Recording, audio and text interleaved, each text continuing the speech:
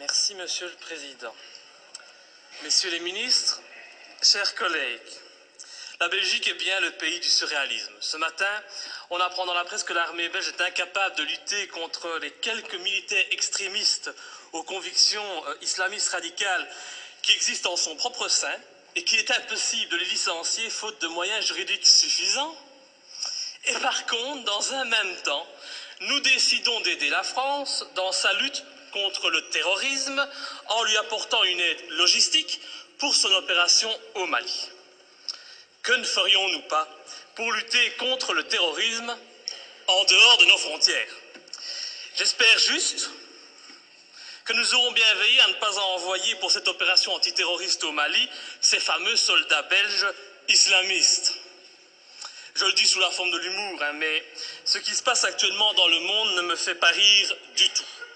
Ça ne me fait pas rire car sans aucun doute, les dirigeants de nos pays occidentaux sont en train de pendre les peuples pour des imbéciles avec l'aide et le soutien de la presse, qui n'est plus aujourd'hui qu'un organe de propagande des pouvoirs en place.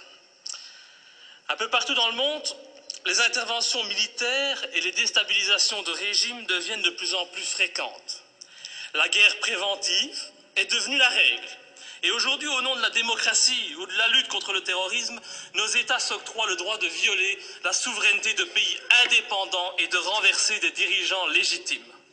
Il y a eu l'Irak et l'Afghanistan, ces guerres du mensonge américain, sont venues par la suite la Tunisie, l'Égypte, la Libye, où, grâce à vos décisions, notre pays a participé en première ligne à des crimes contre l'humanité pour renverser à chaque fois, des régimes progressistes et modérés et pour les remplacer par des régimes islamistes dont, et c'est quand même bizarre, la première volonté fut d'imposer la charia. Il en est de même actuellement en Syrie, où la Belgique finance honteusement l'armement des rebelles islamistes qui tentent de renverser Bachar al-Assad. Ainsi, en pleine crise économique, alors que de plus en plus de Belges ont des difficultés pour se loger, se nourrir, se chauffer ou se soigner, et oui, j'entends déjà le sale populiste que je suis, eh bien le ministre des Affaires étrangères, il a décidé d'offrir aux rebelles syriens 9 millions d'euros. Bien sûr, on tentera de nous faire croire que cet argent servira à des fins humanitaires, un mensonge de plus. Et comme vous le voyez, depuis des mois, notre pays ne fait que participer à la mise en place de régimes islamistes dans le nord de l'Afrique et au Moyen-Orient. Alors, quand on vient prétendre partir en guerre pour lutter contre le terrorisme au Mali, eh bien, j'ai bien envie de rire. C'est faux. Sous des apparences de bonnes actions, nous n'intervenons que pour défendre des intérêts financiers, dans une totale logique néocolonialiste. Il n'est véritablement pas cohérent de partir aider la France au Mali au nom de la lutte contre le terrorisme islamiste, lorsqu'au même moment, on soutient en Syrie le renversement de Bachar al-Assad par des rebelles islamistes qui souhaitent imposer la charia, comme c'est déjà le cas en Tunisie ou en Libye. Et il faut vraiment arrêter de nous mentir et de prendre les gens pour des imbéciles. Le temps est au contraire venu pour dire la vérité. En armant les rebelles islamistes comme les Occidentaux ont auparavant armé Oussama Ben Laden, cet ami des Américains avant qu'ils ne se retournent contre lui, eh bien les pays occidentaux en profitent pour implanter dans les nouveaux pays conquis des bases militaires tout en favorisant leurs entreprises nationales. Tout est donc stratégique. En Irak, nos alliés américains ont mis la main sur les richesses pétrolières du pays. En Afghanistan, ce fut sur l'opium et la drogue, toujours très utiles, pour se faire beaucoup d'argent assez rapidement. En Libye, en Tunisie, en Égypte ou encore en Syrie, le but fut et est encore actuellement de renverser les pouvoirs modérés pour les remplacer par des pouvoirs islamistes qui très rapidement deviendront gênants et que nous attaquerons sans vergogne sous prétexte de lutter, à ce moment-là encore, contre le terrorisme ou de protéger Israël. Et dont les prochaines cibles sont déjà connues. Dans quelques mois, je prends le pari que nos regards se tourneront vers l'Algérie et finalement vers l'Iran. Faire la guerre pour libérer des peuples d'un agresseur extérieur, c'est noble. Mais faire la guerre pour défendre les intérêts des États-Unis, faire la guerre pour défendre les intérêts de grosses sociétés comme Areva. Faire la guerre pour mettre la main sur des mines d'or, ça n'a rien de noble, et cela fait de nos pays des pays agresseurs et voyous. Personne n'ose parler, mais qu'à cela ne tienne, je ne me tairai pas, et tant pis si ma lutte doit me faire passer pour un ennemi de ce système qui bafoue les droits de l'homme au nom des intérêts financiers, géostratégiques et néocolonialistes. Bafouer ce régime et le dénoncer, c'est un devoir et une fierté pour moi. Et sincèrement, et je m'excuse pour le vocabulaire populaire utilisé, j'emmerde tous les soi-disant bien-pensants, qu'ils soient de gauche, de droite ou du centre, qui sont aujourd'hui au basque de nos pouvoirs corrompus et qui se plairont à me tourner en ridicule. J'emmerde nos dirigeants qui jouent avec leurs bombes comme des gamins dans une cour de récréation. J'emmerde ceux qui prétendent être des démocrates alors qu'ils ne sont que des criminels de bas étage. Je n'ai pas beaucoup de respect non plus pour les journalistes qui ont le culot de faire passer les opposants pour des débiles mentaux alors qu'au fond ils savent très bien que ces opposants ont parfaitement raison.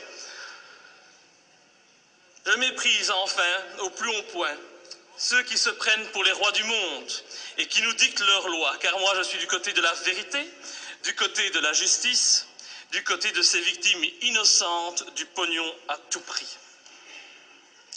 Et c'est pour cette raison que j'ai décidé de m'opposer clairement à cette résolution qui envoie notre pays soutenir la France dans son opération néocolonialiste. Depuis le début de l'opération française, le mensonge est organisé. On nous dit que la France ne fait que répondre à l'appel au secours d'un président malien. On en oublierait presque que ce président n'a aucune, mais aucune légitimité et qu'il a été mis en place pour assurer la transition suite au coup d'État de mars 2012. Qui a soutenu ce coup d'État? Qui en est à la base? Pour qui travaille ce président de transition? Voilà le premier mensonge. Le président français François Hollande ose prétendre mener cette guerre pour lutter contre les djihadistes qui menacent, ils menacent, rendez-vous compte, le territoire français et européen. Mais quel vilain mensonge! En reprenant cet argument officiel, tout en profitant pour effrayer la population, en augmentant le niveau de la menace terroriste, en mettant en œuvre le plan Vigipirate, nos dirigeants et les médias font preuve d'un culot inimaginable. Comment peut-on oser sortir un tel argument alors que la France et la Belgique n'ont pas hésité à armer et soutenir les djihadistes en Libye et que ces mêmes pays continuent actuellement à soutenir ces djihadistes en Syrie? Ces prétextes ne servent qu'à cacher des desseins stratégiques et économiques. Nos pays n'ont même plus peur de l'incohérence car tout est fait pour la cacher. Mais l'incohérence est pourtant bien présente. Ce n'est pas demain que vous verrez un Malien venir commettre un attentat en Europe. Non, à moins qu'on en crée un subitement pour mieux justifier encore cette opération militaire. On a bien créé le 11 septembre pour justifier l'invasion, l'arrestation arbitraire, la torture et le massacre de populations innocentes. Alors créer un terrorisme malien, bon, ça ne doit pas être trop compliqué pour nos dirigeants sanguinaires. Un autre argument utilisé pour justifier ces derniers mois les opérations militaires, c'est la protection des droits de l'homme. Ah, cet argument est encore utilisé aujourd'hui pour justifier la guerre au Mali. Mais oui, nous devons agir, car sinon les méchants islamistes radicaux vont imposer la charia au Mali, lapider les femmes et couper les mains des voyous. Oh, c'est vrai que l'intention elle est noble, noble et salvatrice, c'est sûr. Mais pourquoi alors?